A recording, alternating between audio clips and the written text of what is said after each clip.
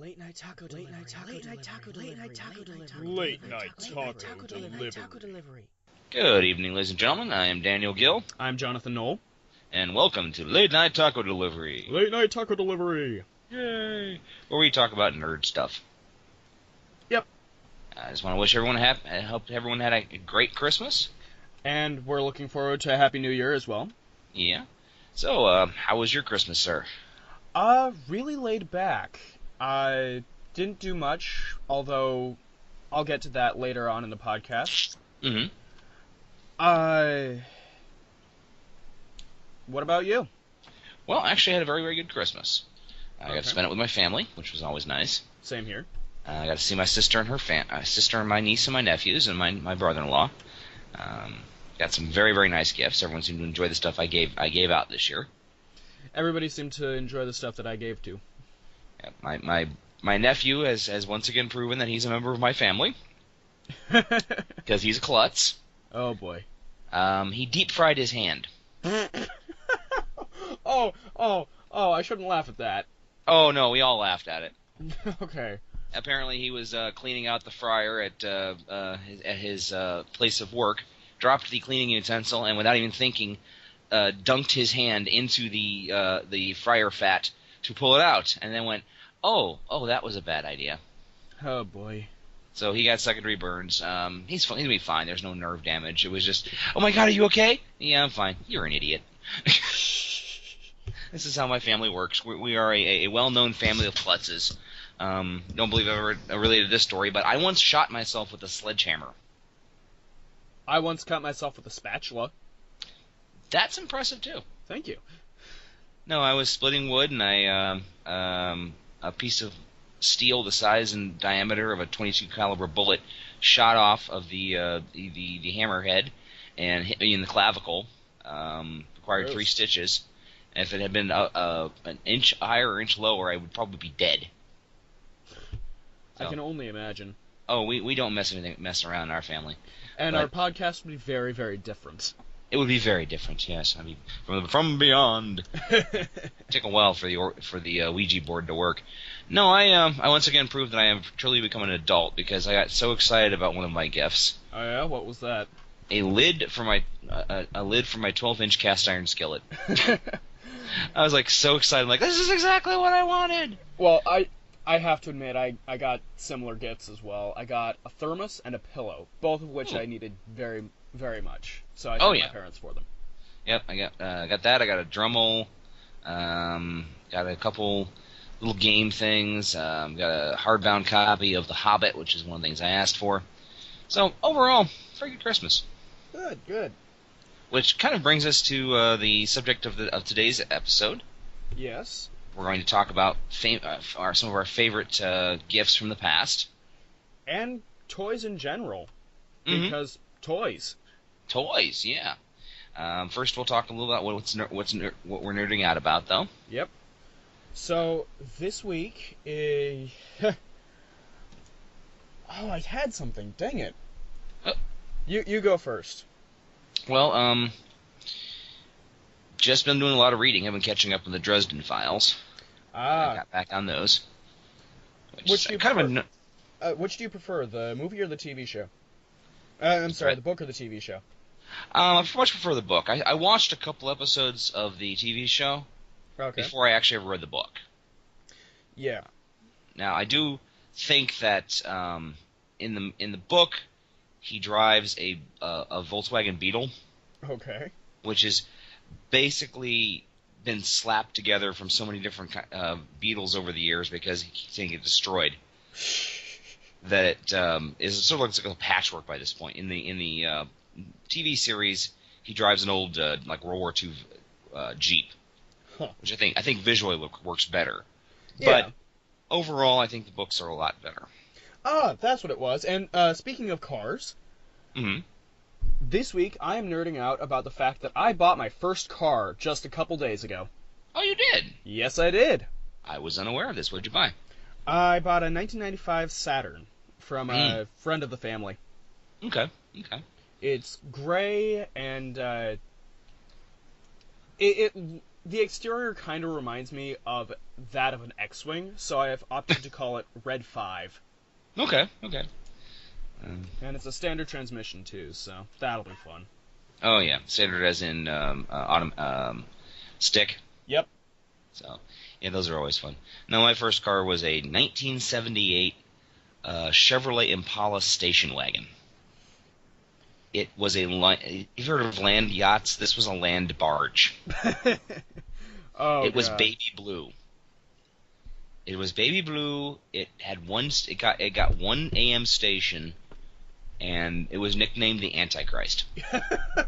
Only you, Dan. Only you. Oh, this thing was just a beast. I had it for a few years, and then the car I most fondly remember was a 1984 Buick Century, which I took everywhere. I drove that thing cross the country a couple times. Cool. Which, it was by that time I was 15, 16 years old, but it did very well until I finally blew it up. I have not had good luck with cars. Someday we'll have to talk about that. Mm-hmm. So in the geek news this week, we've had dramatic reveals about Daredevil, the Netflix series.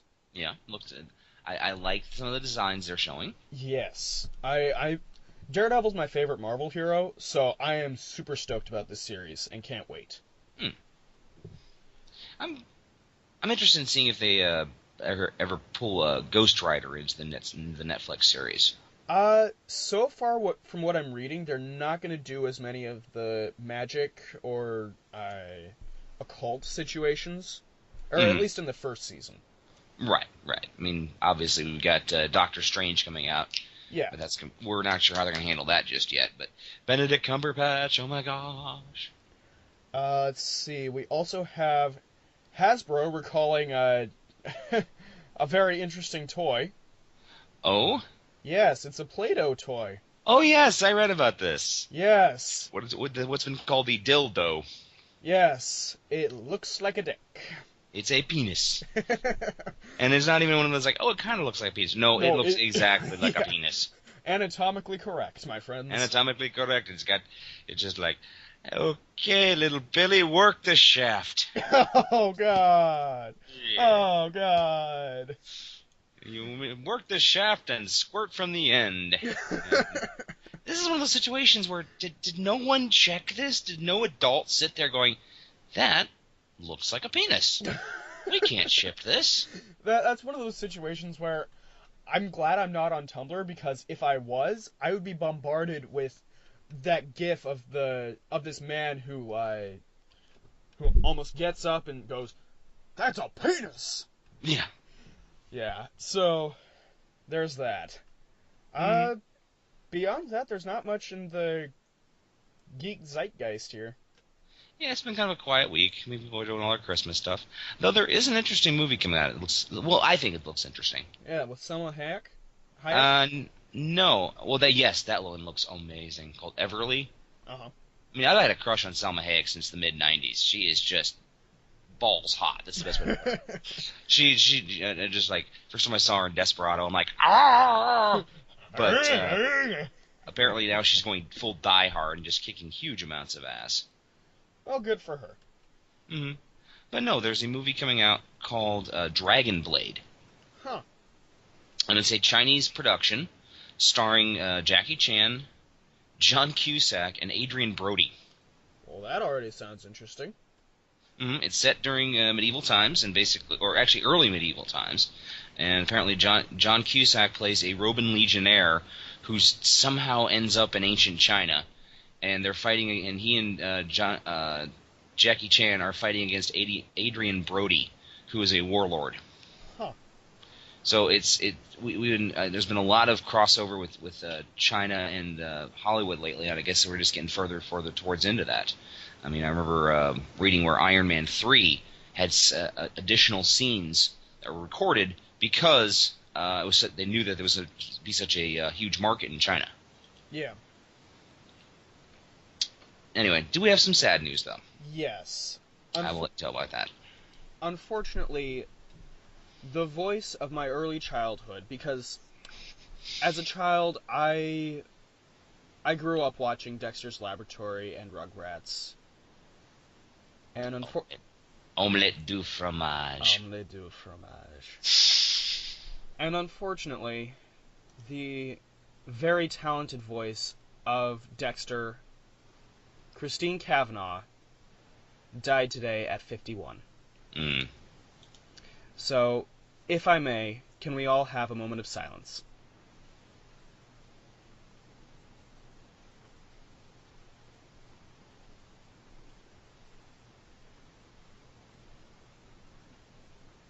Okay, enough of that now.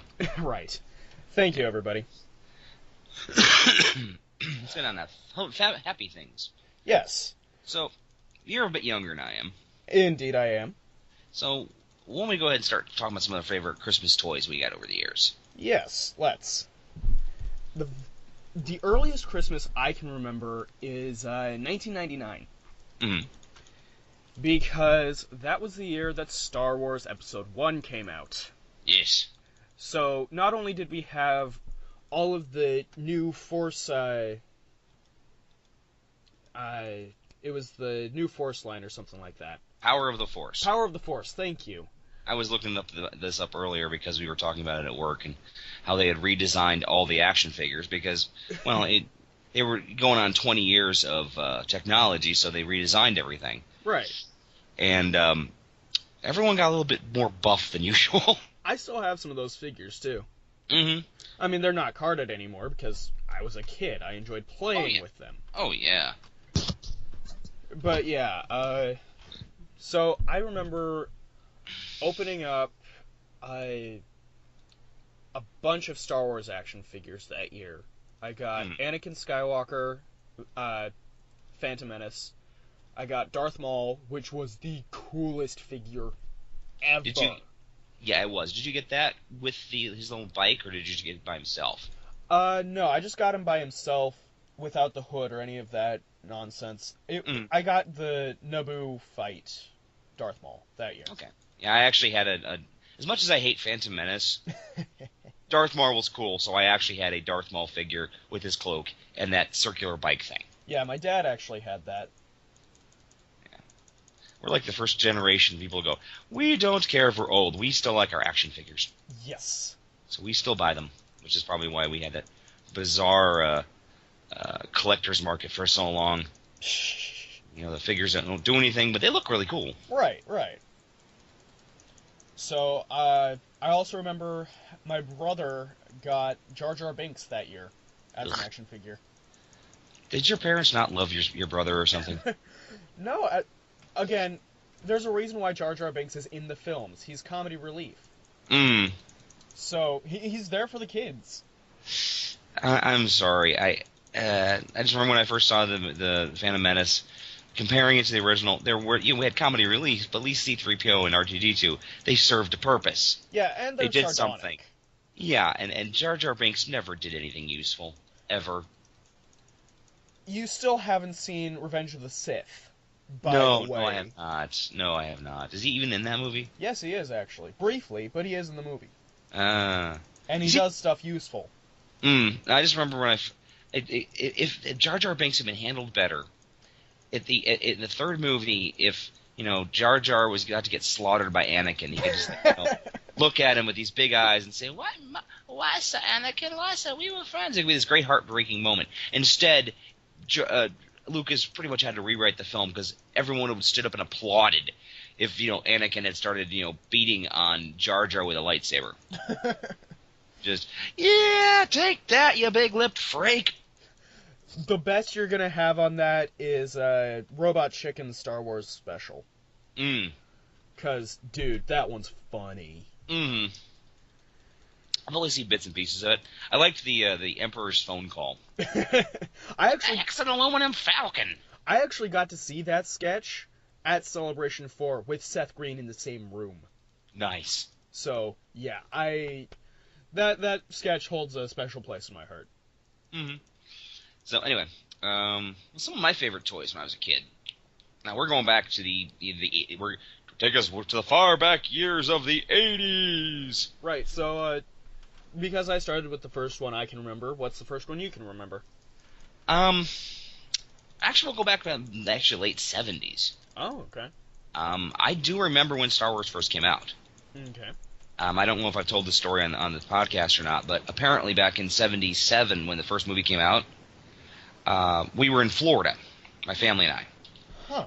And That one I of the things didn't one of the things my parents would do is when they would go visit my grandma and grandpa in Florida was they'd drop my sister and myself off with my grandparents, and my parents would go out and go to a nice dinner and then go see a movie. Mm-hmm.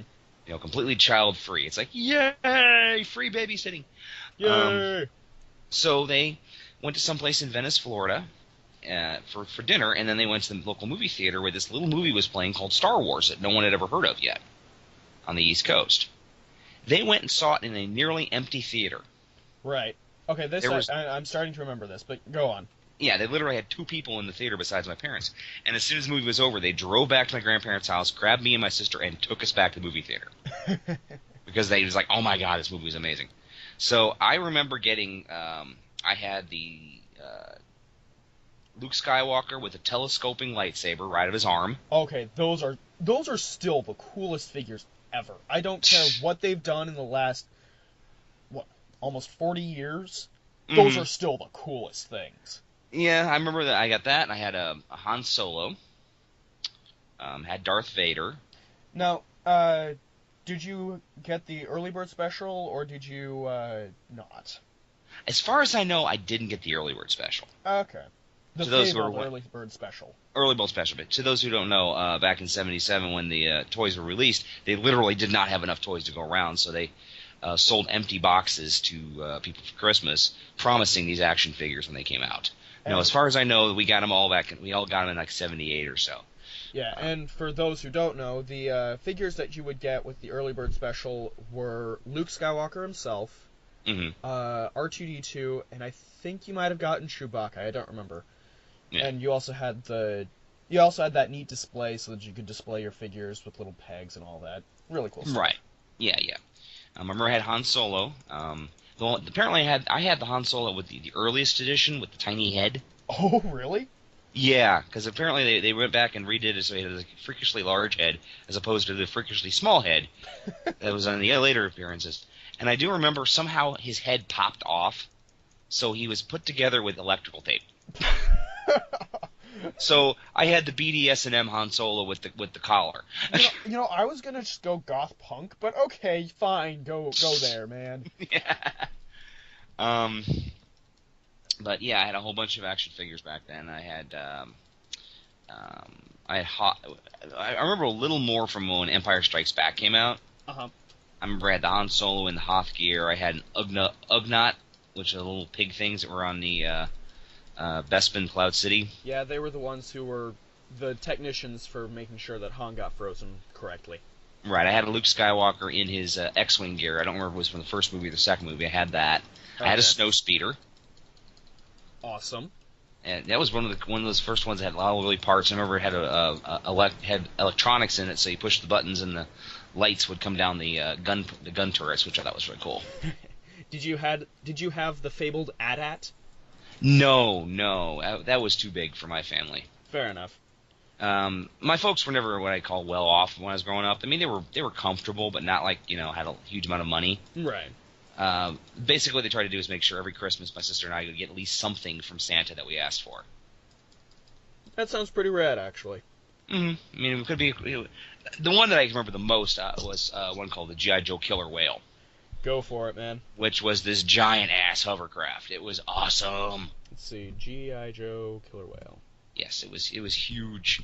I mean, it was about the size of a desk, and it had so many little parts, and it could carry as many G.I. Joes as you wanted, and that's pretty impressive, man. Yeah, it came with a little motorcycle and a skiff, and problem is it had so many little parts. You can't find that thing complete for less than $500 now. The original, anyway. They've released it a couple times over the years. Right. Now, there's quite the market for the parts now. If you just have the parts, you can still sell those for a lot. Well, yeah, it's kind of one of those holy grail toys. I also had a lot of adventure people. Okay. Fisher Price did a lot of the Little People fame. Oh yes.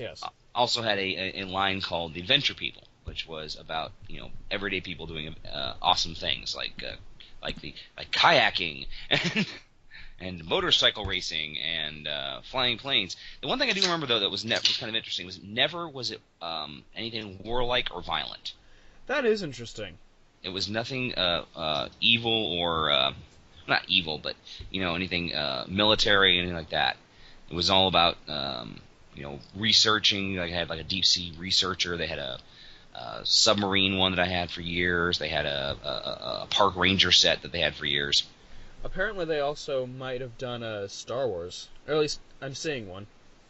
A Fisher-Price Star Wars? Yeah, something like that. Maybe. And maybe they was just inspired by Star Wars. That's possible. Yeah, but no. One of the good things about the 1980s was this was when right about the time the 3 3/4 action figures were out. Yeah, so everything was really standardized quickly. Right, which made when you have the other action figure series out there, it would make things very awkward. I've discovered. Yeah. Well, I actually have had a modern day situation like that where all of the Star Wars figures were 3 3/4, and then Justice League Unlimited was coming out with all of the superheroes you can think of, everybody, and so those are like 5 inches, I think. So it's basically one of those. Well, hi there, giant Superman. Hello there, tiny Luke Skywalker. Except I don't think I ever really had a Luke. Yeah. No, I was thinking about when I was like say 83 or 84. One of my favorite TV shows was Knight Rider. Yes. Yes, I had Knight Rider, and my aunt and uncle bought me a Knight Rider action figure and a kit car. And the kit car was awesome. I mean, it was huge. It had lights. It talked to you. It came with a 8-inch figure of the Hoff. That's and awesome. the problem is that I couldn't do anything with it. I had no other action figures to play with it. If I put it up against G.I. Joe, it would be the Hoff versus a bunch of angry dwarves. It just wouldn't do. I mean, I had it for years, but literally he couldn't do anything with it. That's one of those situations of you ditch the Hoff and just take the car. I'll take the car, but even this. I'm sorry, the Star Wars guys couldn't fit in that thing. He was like this. The whole size was this weird in between like the 12-inch action figures and the 3 3/4 action figures. Yeah. Oh, that's another thing I do remember having. I had the Han Solo 12-inch action figure from Kenner. See, I never really got up with the larger figures because, again, everything was standardized so that it was 3 3/4. So, I never saw the point. I mean, yeah, now I understand that you can get a lot more detail, and they're really good with collectors, but, again, I think of toys as things to play with. Right. I just remember, I also had, when I was really, actually, this might be the earliest ones I ever had, I had the $6 Million Man, Steve Austin, and he was a 12-inch action figure. But he had like a little thing in his eyeball, so he could look through. So it was like a reverse of a telescope, so it looked really far away. And he had a lever in his back, so he could lift things up with his bionic arm. And then he would sneak in and do horrible things to my sister's Barbies, because he was Steve Austin. I was a 4-year-old kid. Fair enough. I remember I had the Han Solo 12-inch action figure. And my sister had the Luke Skywalker and Princess Leia 12-inch action figures. There was like a whole section of action figures that they had. I remember Boba Fett was one of them. I never got it, but that was like one of the Holy Grail ones. Oh yeah, Boba Fett is an interesting figure, if only because of the jetpack. Right. The missile-firing jetpack. For those of you who don't know, Boba Fett was supposed to be a Kenner giveaway. Basically, you get X amount of proofs of purchases from your other Star Wars figures, and you can send them into Kenner, and they will mail to you Boba Fett. Now, holy crap, that's a really cool idea. And so everybody gets really excited because it's rumored that there is a missile-firing jetpack on it. But thing is that during testing, apparently a kid swallowed the missile and choked on it. Actually, when I heard, this is my version, I heard it, It all started with Battlestar Galactica. Yes. Yes. That they had a Viper, which was the standard fighter that the Battlestar Galactica used, had a fireable missile, and that kid swallowed that by accident and died. Right. And so they had to change all the designs of anything that fired missiles or any kind of projectile. Yeah, with Boba Fett, they just glued the missile into the figure. Right. So there are still some prototypes out there that do fire, and there have many people who have modified their Boba Fett's. But officially, none of them were ever released that could fire the missiles. Yeah. Apparently now they have like a whole standard thing. If you fire missiles, it has to be able to. It can only penetrate like a one piece of tinfoil. Okay. And if it goes it actually have the whole standards for this. If it fires a tinfoil from X amount of time, space, and if it goes through the tinfoil, it's considered too dangerous. Huh. I read this years ago in the magazine Toy Fair. There you go, Toy Fair. Yep. The of the Twisted Mego Theater, which led to Robot Chicken. Ugh. Hulk stuck, but now Hulk no longer full of corn. That comic, that swear to God, Twisted Mego Theater was so wrong. Mego. I never had any Mego dolls. I remember when they came out, but that was never something I got into. That was another one of the ones there was only a certain amount of size that they could have. Now, I do remember some of the other 12-inch action figures I had. I had a Hulk. Okay. That was done by Mego, and I had Spider-Man, and I had Captain America. I had a friend who had a 12-inch Superman. Okay. From the Justice League Unlimited line. Yep, that was way past my time. Yeah, so... And really, that's the only big figure situation that I ever really came into contact with. Mm-hmm. Until I started walking into comic book stores. Yeah, and seeing all the stuff behind the counter. Yeah, because that stuff is still cool. Oh, yes, it was huge. Let's see, what else? I was going to talk about some other stuff. As a kid, I also had a Yoda that when you squeezed the hand, it was kind of like a Magic 8-Ball situation, where he would tell you the fortune and whatnot. Yeah. Cool stuff. Oh, yeah, that was from the 90s. I remember... This is not from my childhood, but this is one of the most hilarious and terrifying moments I've ever had in a toy store. Oh, yeah? It was the first year that my Tickle Me Elmo was out. Oh, Christ. And this was before it became the hot toy that year. I mean, Tickle Me Elmo was like the Cabbage Patch Kid of the 1990s. Oh, Christ. And in the 80s, everyone had to have a Cabbage Patch Kid. Well, everyone had to have a Tickle Me Elmo in like 1977 or 98. And I'm at a convention, and a bunch of my friends and I were like, we're bored. Let's go to the Toys R Us across the street. So we tromp across the street to the Toys R Us, and they're setting up everything for Christmas. And they had this whole display of Tickle Me Elmos. And we're staring at this thing going, Christ, that's terrifying. And then I reach over and I poke one. And he goes, hee hee, that tickles. And I poke it again. And he goes, hee hee, that tickles. And it starts to shake. Well, then it set off a chain reaction. The one next to it started going, hee hee, that tickles. And it started to shake. And the one next to it started to shake. And then the next level starts to shake. Literally, the entire display starts waving back and forth, going, hee hee, that tickles. And they start falling and landing on the ground. And we're just staring in horror, watching and trying not to laugh our asses off. And then we look around going, we probably should leave. And we did, leaving a strewn of Tickle Me Elmos in our wake. Oh, Christ. I've never seen anything like it before in my life. I mean, apparently they redesigned it because they had complaints, but oh my God, it was funny. Oh, man. Tickle Me Elmo is just one of those situations of, why? Why is that a good idea? Yeah. He was very popular. I was watching the Muppet Christmas special, or Muppet Christmas Together, and Elmo was on there, and this was mid-'80s before he was even known. He was just random monster. And it was later on when Kevin Clash made the character his own, and now he's the giant red cash cow of Sesame Street. Yeah.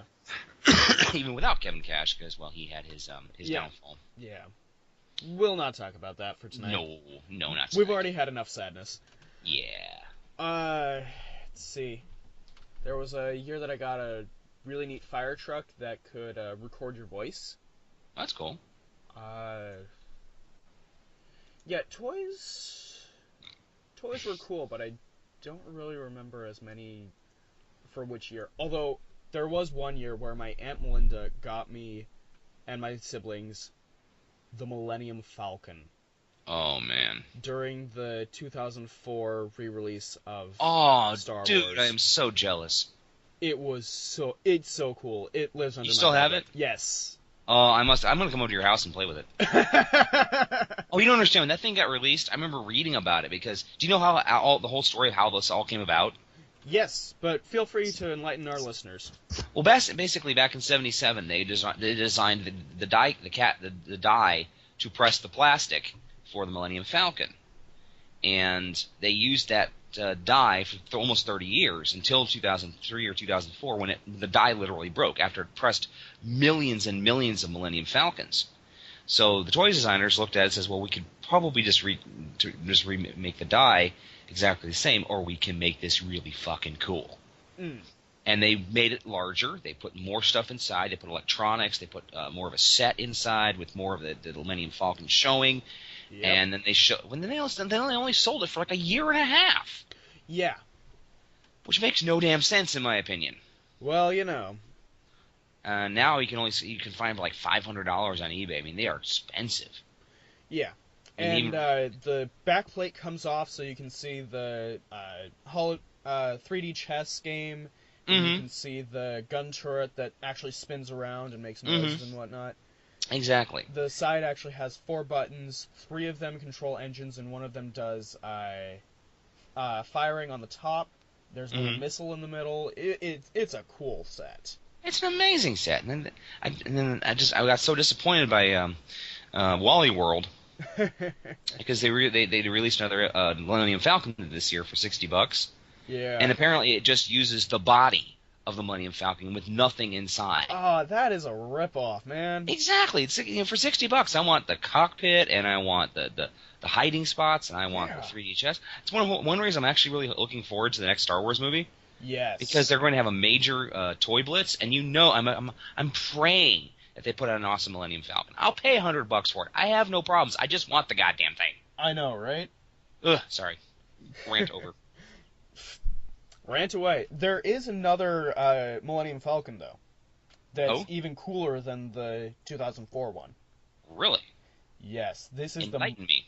This is the mother of all Millennium Falcons. Okay. I mean, it has compartments upon compartments upon compartments. So basically, anywhere that we actually see in the Millennium Falcon is in this thing. Are you sure this isn't the same one we're talking about? Yes. Okay, you'll have to send me a link to this. I have not heard of this one. I'll have to look it up then. Okay. I'll look it up and send it to you later. Okay, that sounds good. But yeah, it's just gorgeous and drool-inducing. Yes. Well, I wanted to talk. One quick aside. You were talking about your fire truck that could record your voice. My grandparents gave me, when I was 3 years old, a fire truck helmet. It had a siren and a light, and it was a helmet, and I loved that thing. And then 2 days later, it mysteriously broke. Oh. Mysteriously broke, mind you. Mysterious. Oh, good. Mysteriously. I'm of the firm opinion that uncles and aunts and grandparents buy shit for their nieces, nephews, and grandchildren to torture the parents. Fair no. enough. I remember when my nephew was turned 3, my parents went out and found the biggest box of Legos they could possibly find, and gave it to him, and he was so excited. My sister's like, "Why did you get him a big box of Legos? Don't you remember how painful those things were when you stepped on them in the middle of the night, Dad?" And my dad just smiled at my sister, and my sister kind of looked and said, "I just answered my own question, didn't I?" Mm-hmm. Revenge! Revenge! This is why I love having a niece and nephews. I use them to torture my sister. It's fun. I can only imagine. What was the one I did once? My niece was a huge... My niece, when she was a little girl, little tiny, like 2-year-old, for some reason was obsessed with Teletubbies. Oh, God. I mean, she just... And it was one of those situations where she didn't know when the show was on, but if you, were flipping around the channels and Teletubbies went past, she would literally howl if you did not stop and watch Teletubbies. Oh, Christ. And wouldn't stop. I mean, my sister once counted almost half an hour and she howled. So my sister would actually mark the TV guide to when the Teletubbies were on, so no one touched the television during that time period. You know, on the off chance they may go past some Teletubbies. So, me being the dear... And my sister obviously hated Teletubbies. She thought it was the dumbest show ever. I was in college at the time, and I hate to say it, I kind of liked it. Because it was great having a show you could literally shut your brain off. I mean, I would just sit there with a Coke and a pizza and watch Teletubbies and just let all the stress of the world just float away. Just did not care. I'm like, I'm done. Just watch Tinky Winky be an idiot. And I taped 6 hours of Teletubbies on a VHS tape. And I was over visiting my sister and my niece and nephews. And as I'm walking out the door, I'm like, "Hey, Kara!" And she comes toddling over. I'm like, "Here!" And I popped it into the tape player and I ran. I sent you a picture of. I sent you the Amazon link to the one that I have. Now I'm going to send you the link to the one that is the mother of all. Okay. Anyway, so I basically let 6 hours of Teletubbies play for my sister. Because I'm evil. As good as an excuse as any, really. Although I have a similar story, something like that. There is a British knockoff of Teletubbies called Booba. Booba! That's actually made by the same people. Is it really? Yeah, Teletubbies was originally English. Okay. Didn't know. But apparently it caught on pretty much long after I was into that kind of scene. And my aunt has children, and one of them had a little booba that would go booba. Now one day, she's sitting in another room doing something else, and out of nowhere she hears Lisa, and she freaks out because creepy weird voice, childlike voice, Lisa. So she looks around, looks into the kids' room. Here's nothing. It goes off again. Lisa. Yeah, loses it. Eventually finds out that it is in fact the booba making the weird noise. And, yeah, just... That's all I have on the matter. I just always thought the boobas look like uncircumcised penises. Only you, man. Only no, you. seriously, look at it. It's got this head and a little turtleneck, and it pops out and looks at you and goes back in. It looks like an uncircumcised penis. I didn't want that image, dude. But what are friends for, man? What are friends for? You said it. Yeah. No, I remember. Let's see what. No, I just remember when I was a kid. I was a couple years ago. I fell asleep listening to classical music, and apparently in the middle of the night they switched over to religious programming. So I'm lying in bed, and suddenly I hear, "Daniel, this is God." And I'm like, "What?" "Daniel, if you believe in me, thou shalt walk through the lion's den unharmed." "Okay. What lion's den?" And then I started waking up and figured it was actually a dramatization of Daniel Lion's Den. But, it was just that one brief second when I thought God was talking to me. And I'm like, oh, I'm in so much trouble. I'm sorry, God, for whatever I have done, and Lord knows you've probably seen it even with my covers up. You've seen me do everything. Oh, it was man. bad. I've never had that happen to me. I know there's not many Jonathans in the Bible. Yeah. There's a John, but... Yeah. Oh, man. Okay, anyway, fun toys we had when we were kids. Yes. Yeah, there was like all these weird toys, the weird various sizes. Now, some of them, there was actually, it looks like there was a 3 1/4, and then you got up to like almost 5 or 6 inches. Yeah. Like they had Thundercats and Transformers would get up into that range. Yeah, that was weird. Those were fun. Oh, there were some amazing Transformers. I never really got into them. They were a little more expensive than my family could afford. But to this day, I still want a Jetfire. Oh my God. My dad had a bunch of them and actually passed them on to we 3 sibs. I had a lot of Hot Wheels too. Yeah. Lots and lots of Hot Wheels. I actually had a whole bunch of, now I look back going, you idiot. But no, I had an entire set of the original release Hot Wheels Dude. in the 60s. Because apparently back in the 60s when they were first coming out, Sunoco, I think it was Sunoco or Marathon, was having a promotion where if you bought a full tank of gas, it would give you a free brand new Hot Wheels car from the first set. Whoa. And my dad had a whole bunch of them. And when I did really well in school, he would give me one. So I finally got all of them when I was like 4th or 5th grade, and then I beat the crap out of them. You know, these things were in mint condition, and I just destroyed them. That happens. You're a kid, man. Mm-hmm. But still looking back, I'm like, no. You actually mentioned at work that you had a philosophy on toys? A what? A philosophy about toys? Yeah, I don't remember what my philosophy was, though. Oh. That's too bad. Well, just basically, like, I think it is that at some point, you just stop playing with them. Right. You don't know when it's going to happen. You just, you turn a certain age, and you slowly start putting them away. Yeah. You start, you no longer take up your teddy bear. You no longer take up your Luke Skywalker. They start dwelling in your closet, sort of like the movie Toy Story. Yeah. They go away. And I don't know about you, but I used to take the action figures, and I had adventure people in Star Wars and G.I. Joe, and I would invent my own stories with completely new names and characters. Same. The Emperor from Return of the Jedi was no longer a bad guy; he was just a crotchety old master, and Luke Skywalker was his apprentice. So they would fight. They had great big battles against Cobra, who and one thing I used to do was the G.I. Joes. Actually, this is one of the things I want to talk about was the best action figures for articulation and for money, for monetary value. In my opinion, was the G.I. Joes of the 80s. Okay. They looked good. You could move them in any kind of way you wanted. They almost fit everywhere. They had really, really good designs. They were well printed. They had like really, really good details. Yeah.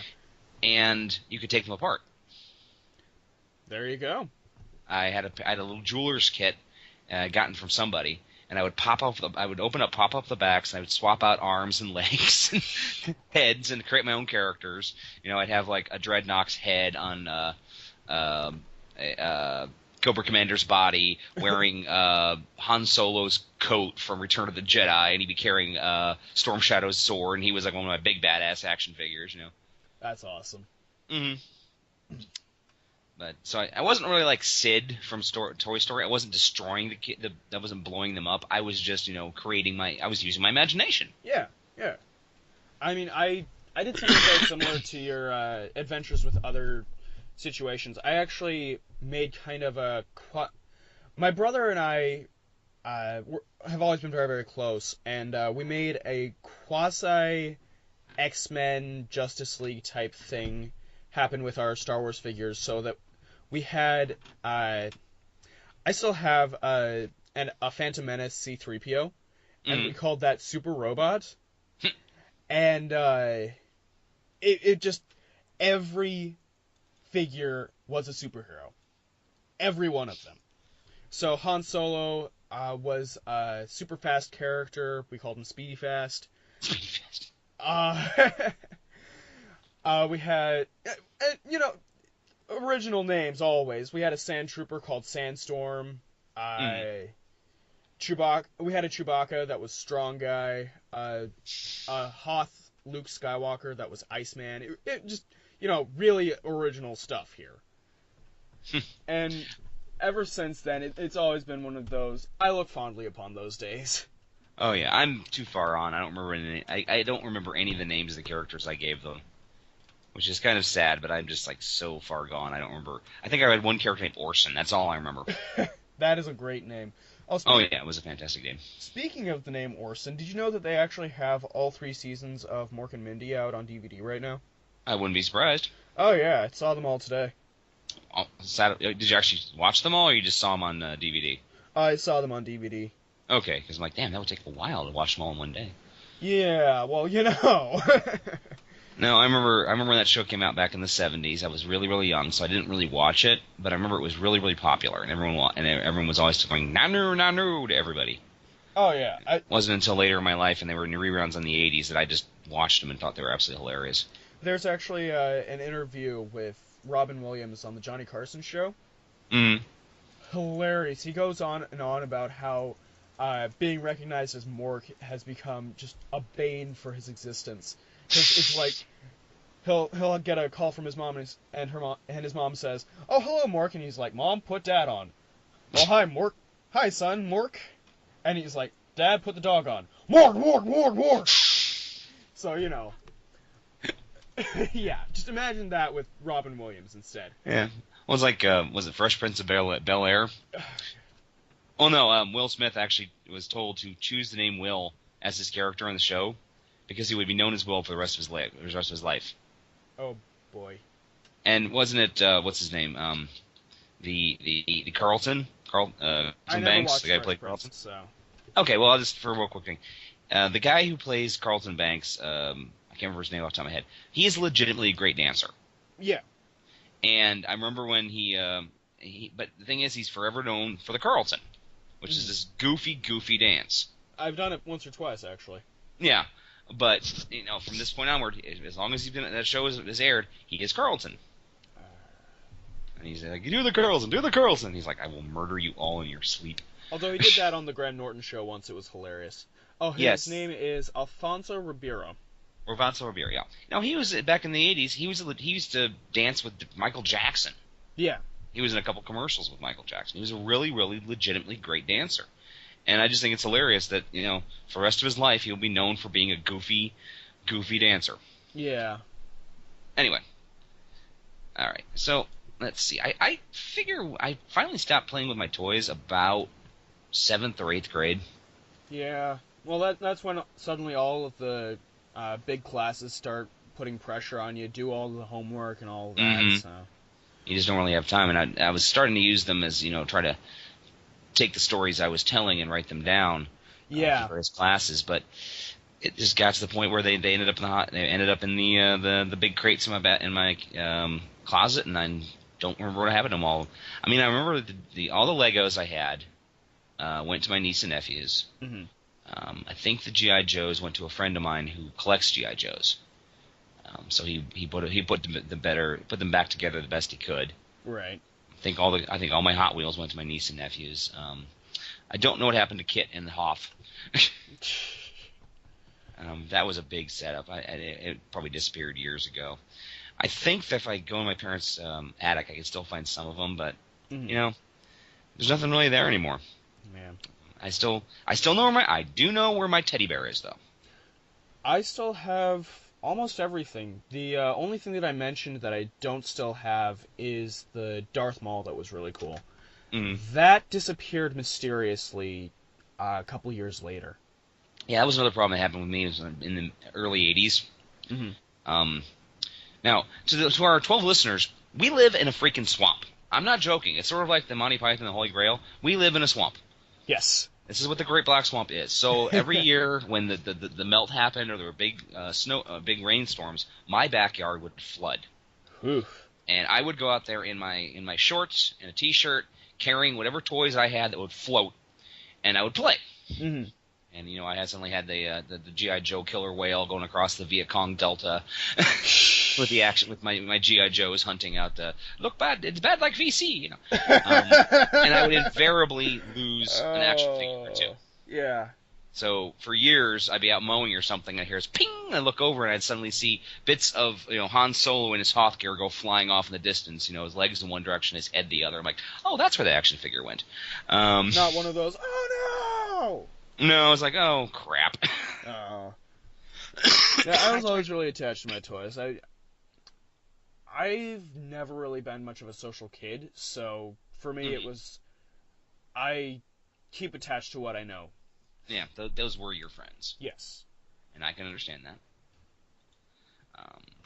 But yeah, I think my sister still has a horror action figures. I talked about that in, I think it was the last episode, about the giant box of Star Wars stuff she has. And I'm sure in the walls of our house, my parents' house, if they were to tear that place down, they're going to find just an absolute plethora of little G.I. Joe guns, G.I. Joe and Star Wars pistols and rifles and stuff. My room when I was a kid had a crack at the baseboard, and I am a slob. I'm not going to deny this.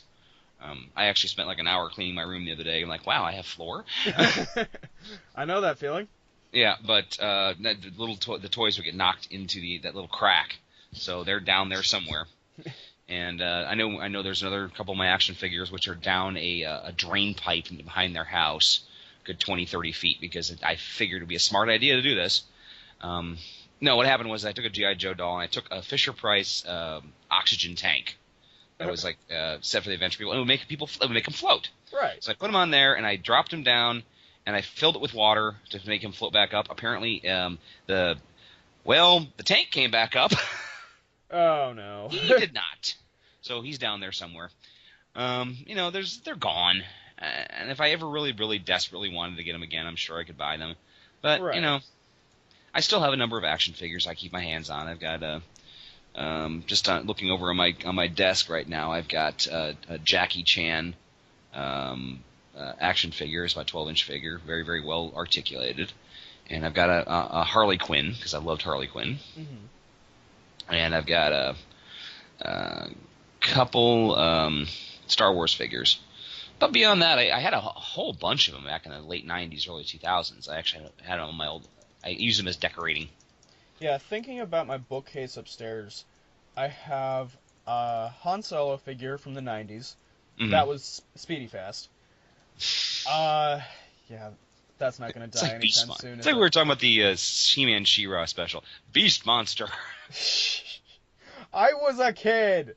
I was a kid too, and I had better names than that. I was a kid who didn't get out much. Apparently. Anyway, I have a Darth Vader, which never became a superhero, actually. You had a what? Darth Vader. Oh, he's always the bad guy? He just never figured into any of the stories. Yeah, odd, I know. I don't think any of the Sith Lords became major characters. I mean, I remember, I think, I had 2 Darth Mauls as a kid. Mm-hmm. One without the hood and the other with the hood on Tatooine. Mm-hmm. And I still have the one with the hood. He's missing an arm, and his lightsaber is completely busted. But, yeah, I still have that one. And for some reason, I think he was a bounty hunter or something at some point. I don't remember. But, yeah. So I have Darth Vader, I have a Darth Sidious from Phantom Menace, and I have a recently released Darth Maul, which is really well articulated. Okay. I'm going to go on my old man rant here. I'm going to put my old man hat on. Go for it. What is the deal with all the toys being so dadgum expensive anymore? Okay, when I was a kid, when I was 8, 9 years old, I got $5 a week for my my allowance. Uh-huh. I could take that $5, buy 2 G.I. Joe action figures or 2 Star Wars action figures, each for $2 a piece. This was $2. Uh-huh. $2. I want my $2. No, $2 with their articulation and their little toy guns and some candy, and I was good for the week. Right.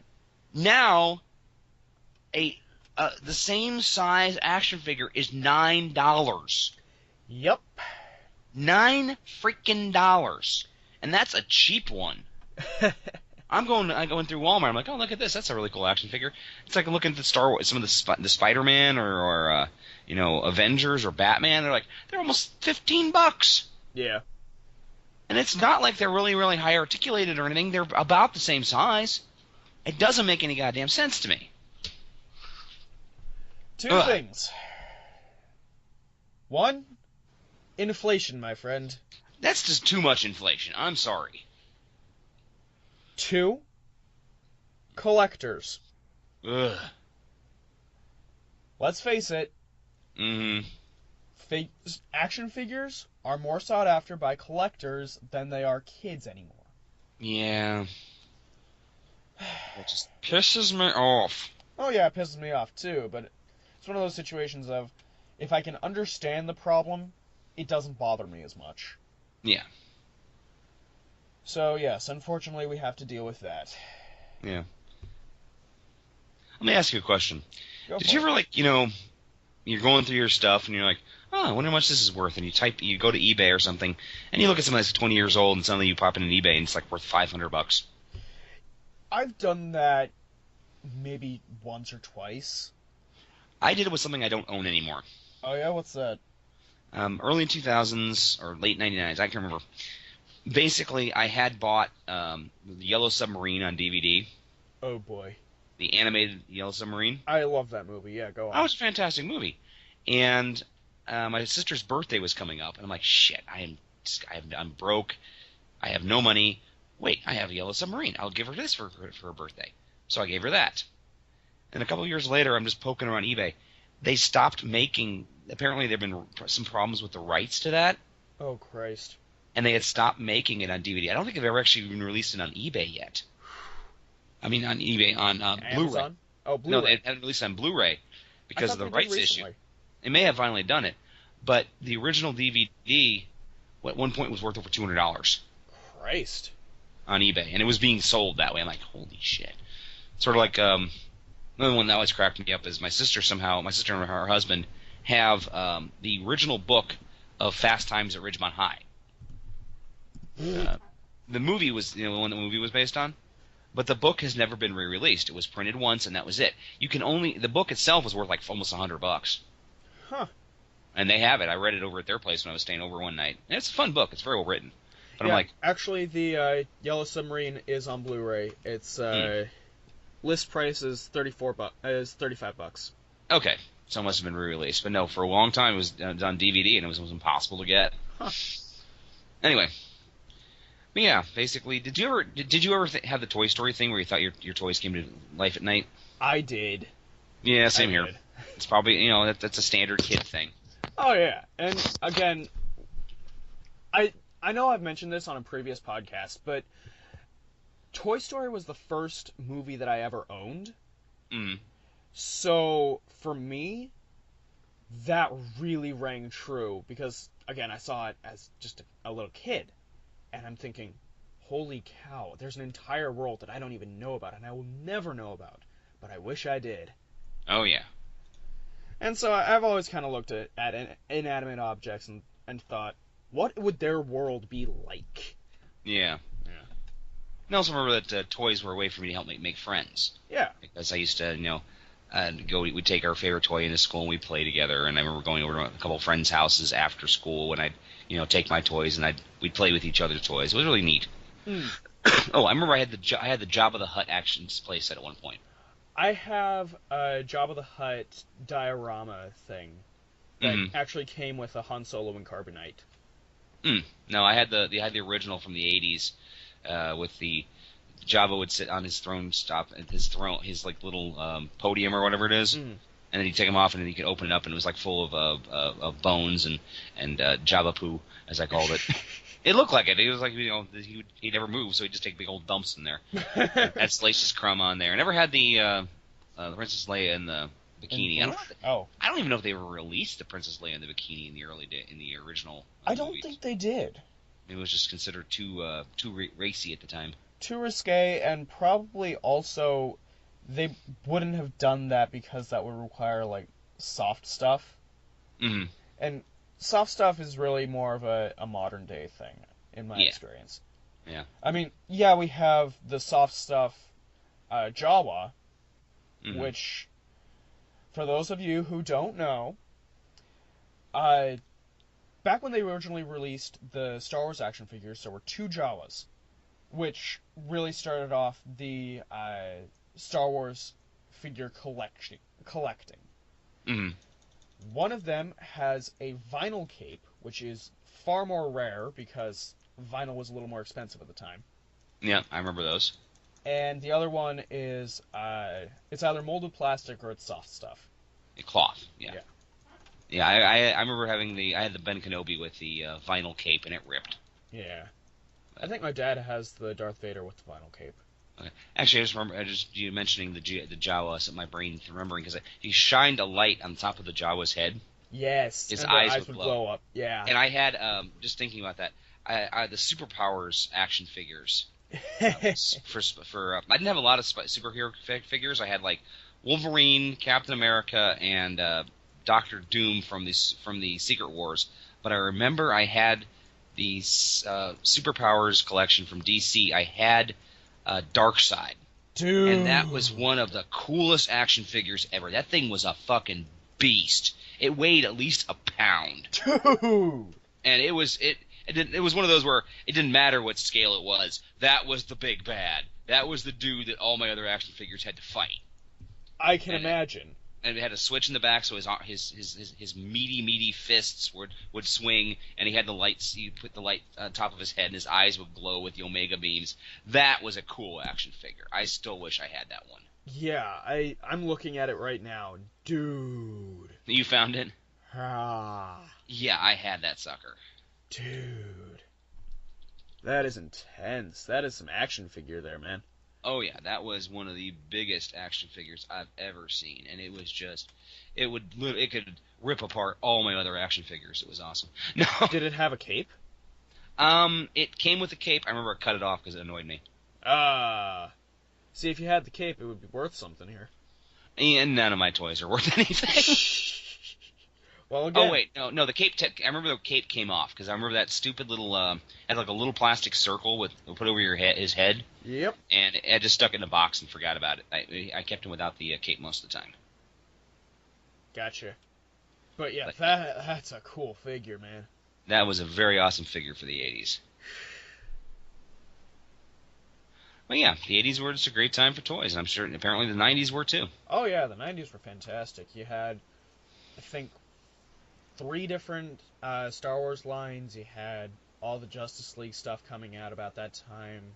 I mean, it was a good time.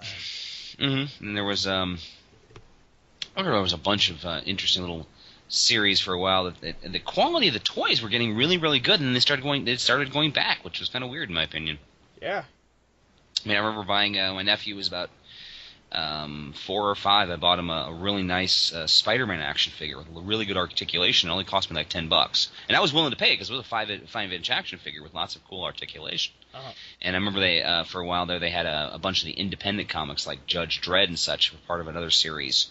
I can't remember the name off the top of my head, but it had like Judge Dredd and crap, I can't remember all the names. They had Conan was in there. Mm-hmm. Mr. Monster was in there. Just a bunch of like Spawn? Well, Spawn was became a very popular comic book series too, a very popular toy series too. Though Spawn was one of the worst of the. You can't really play with it. It just looks good on a shelf. On display, yeah. Yeah, McFarlane Toys is notorious for that. I mean, they had a whole bunch of stuff like that. I mean, I remember Clive Barker created a series called Tortured Souls, where they were literally just these incredibly tortured action figures that didn't do anything. They were inaction figures, to quote a line from Kevin Smith. Ouch. Yeah, Kevin Smith had a bunch of Clerks toys that were made, and they didn't do anything. They just sit there, and he called them the inaction figures. Well, yeah, I mean, okay.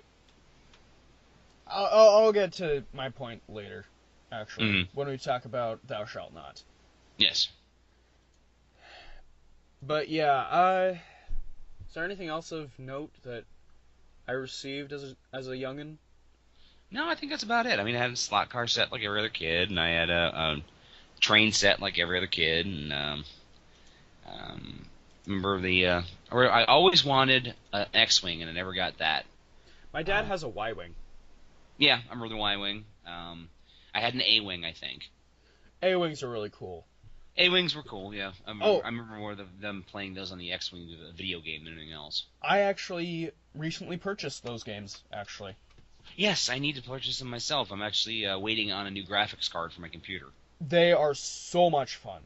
Mm-hmm. I found also that... I also need to find myself a joystick, for God's sakes.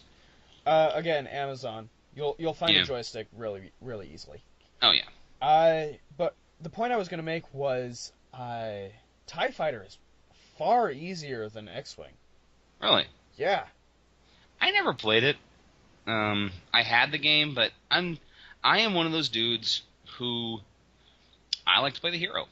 Fair enough. I never got into the bad guys. I know you. It's why you enjoy the 501st and you Darth Vader and such. I'm like, no, I'm always behind the rebel. I'm all about that base. Anyway. But I never watched the Godfather movies. I always, rooted for Elliot Ness and the Untouchables. There you go, then. Mm-hmm. But, yeah, from what I understand, TIE Fighter was a superior game to X-Wing. Yeah. I mean, X-Wing is very much more a cut and dry flight simulator. Mm-hmm. I mean, I've played both now, and I can say with some authority, yes, TIE Fighter's easier, but X-Wing lies a challenge. Mm. So, I enjoy both. Yeah.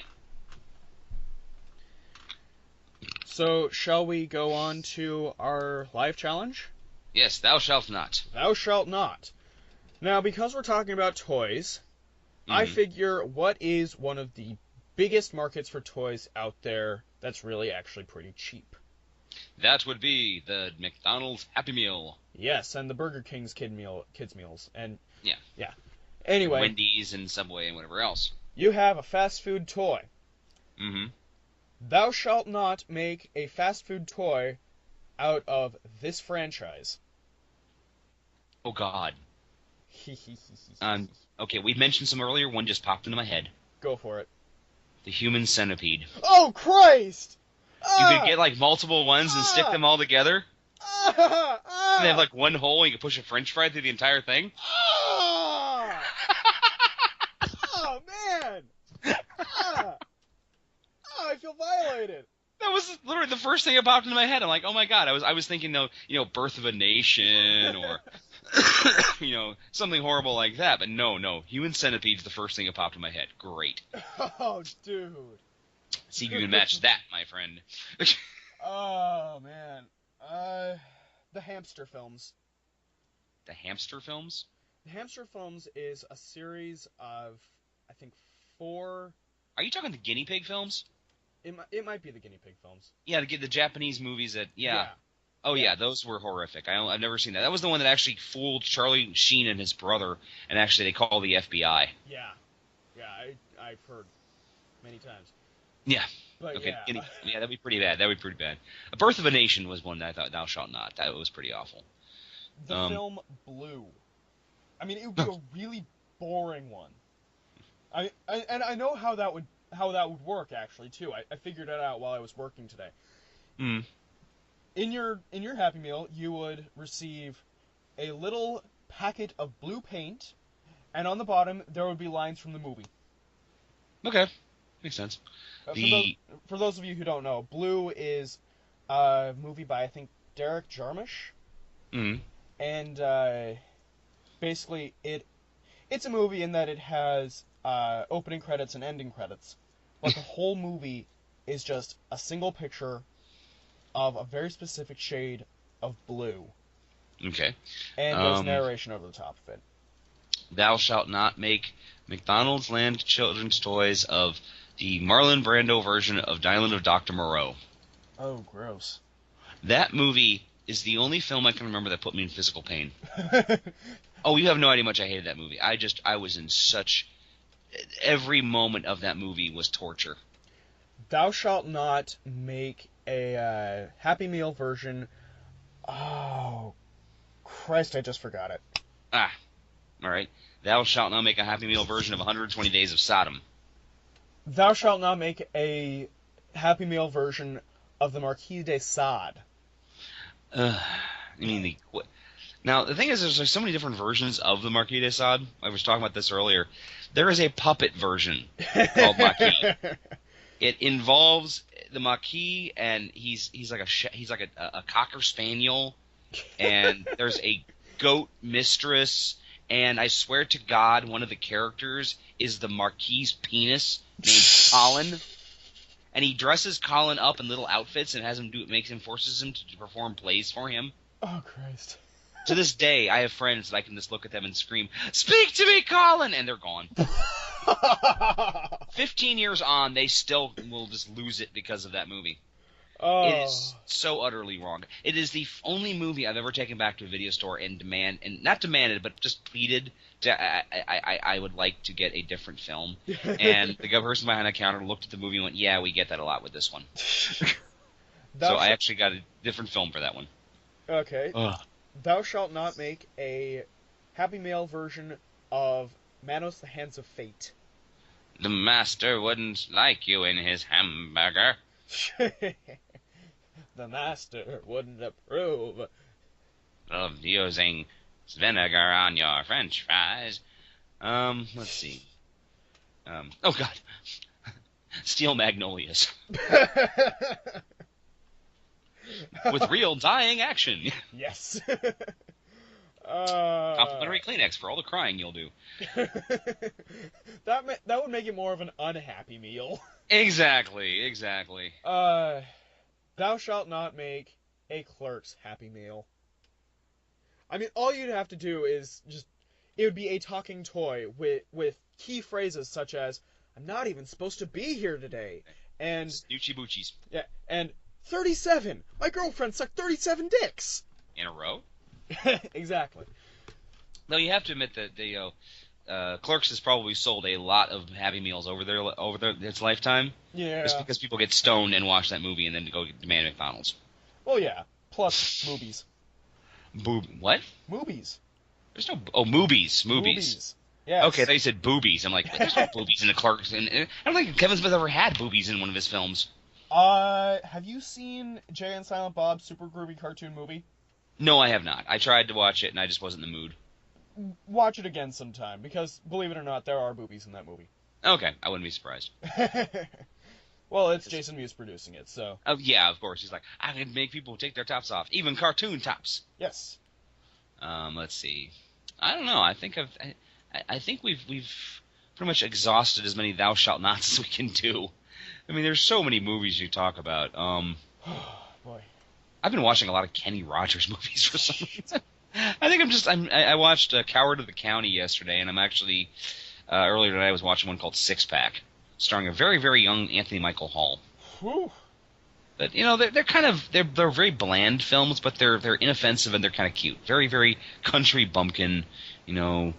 Kenny Rogers being the wise old man with a heart of gold who's got his own problems. But they're fun. They're just cute little films.